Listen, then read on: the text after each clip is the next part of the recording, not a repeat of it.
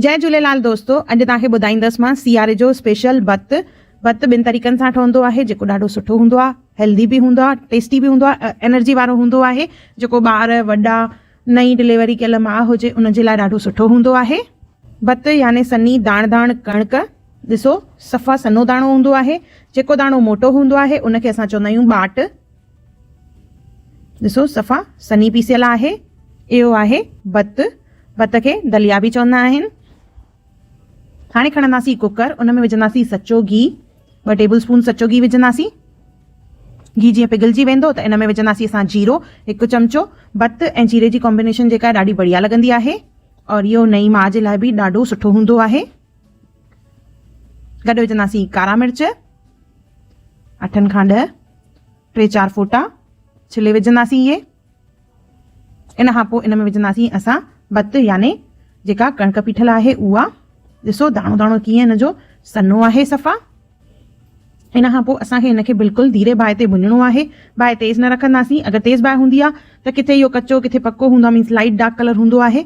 पर अगरि असां हिनखे सिम बाहि ते कंटिन्यूस घुमाईंदे भुञंदासीं त इन जो कलर ॾाढो बढ़िया ईंदो आहे।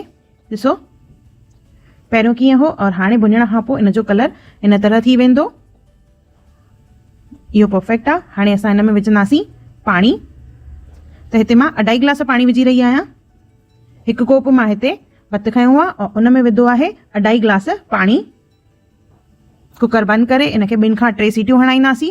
2 सीटियूं तेज़ बाहि ते और 1 सीटी स्लो बाहि ते। सिम बाहि ते भुञण सां जेको हिन में जीरो वग़ैरह असां विधो आहे उहो सड़ंदो न आहे। ॾिसो इहो ब्राउन आहे, कारा न थिया आहिनि। कारा थियण जे करे इन में स्मेल अची वेंदी आहे। अगरि इहो असां तेज़ बाहि ते कंदासीं त इहे कारा थी वेंदा, पर इहे ब्राउनिश हुअणु खपनि। इहो आहे सिम बाहि ते इनखे भुञण जे करे। त बिल्कुलु धीरे बाहि ते ई भुञणो आहे। कुकर बंदि करे इनखे 3 सीटियूं लॻाईंदासीं। जीअं मां ॿुधायो 2 सीटियूं तेज़ बाहि ते और 1 सीटी सिम बाहि ते। उन सां जेको भत आहे ॾाढो बढ़िया सिजी वेंदो आहे और सड़ंदो बि न आहे। ॾिसो असांजो भत सिजी वियो आहे। मां तव्हांखे घुमाए ॾेखारियां थी। ॾिसो बिल्कुलु बि तरो न लॻो आहे हिन में। हाणे हिन में असां विझंदासीं खंडु। त 1 कोप हिते मां खंडु विझी रही आहियां। मिठास जेका आहे घटि वधि तव्हां पंहिंजे हिसाब सां करे सघंदा आहियो। अगरि मिठो पसंदि आहे त थोरी खंडु वधीक विझणी आहे। हाणे हिनखे मिक्स करे पहिरियों मां थोरो सो टकाईंदमि जीअं खंडु जेका आहे सॼी पिघलजी वञे। उन खां पोइ इन मां 2 हिसा कंदमि। मां तव्हांखे ॿुधाईंदसि 2 तरीक़ा कीअं। त हिनखे मां 2 हिसनि में विराए रही आहियां। हिकु जेको असां भत ठाहींदा आहियूं पाणीअ वारो, ॿियो हूंदो आहे खीर वारो।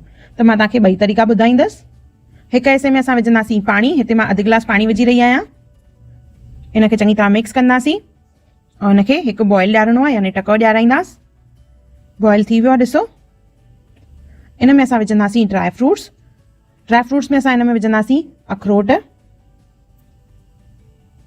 सन्हा कटे करे विझंदासीं। हिन में काजू, बादामियूं, तव्हां चाहियो त हिन में किशमिश बि विझी सघंदा आहियो। इनखे चङी तरह मिक्स कंदासीं और 1 टको ॾियाराईंदासीं यानी बॉइल कंदासीं और गैस ऑफ कंदासीं। असांजो 1 तरीक़ो इहो तयारु थी वियो। हाणे ॿियो हिसो जेको असां अलॻि करे रहियो त ड्राई फ्रूट जेको आहे पीसे विझिजो या वरी न विझिजो। सो इहे बॉइल थी वियो आहे। इहो असांजो खीर वारो भत तयारु थी वियो आहे। इहो असांजो खीर वारो भत तयारु आहे। त इनखे असां गरमा गरम सर्व कंदासीं। भत जेको आहे ताक़त लाइ, एनर्जी लाइ ॾाढो सुठो हूंदो आहे।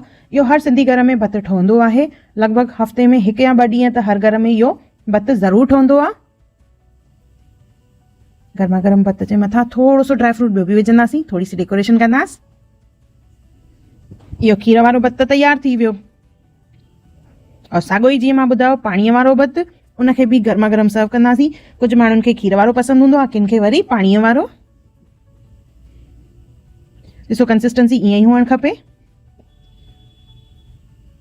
इहो असांजो एनर्जीअ सां भरपूर हेल्दी भत तयारु आहे। इहो पाणीअ वारो ऐं इहो असांजो खीर वारो भत। त ज़रूरु ठाहियो और मूंखे कमेंट सेक्शन में ज़रूरु ॿुधाइजो त तव्हांखे मुंहिंजो वीडियो कीअं लॻो और अहिड़ा कहिड़ा वीडियो तव्हां मुंहिंजे चैनल ते ॾिसणु चाहियो था, मूंखे कमेंट करे ज़रूरु ॿुधाइजो।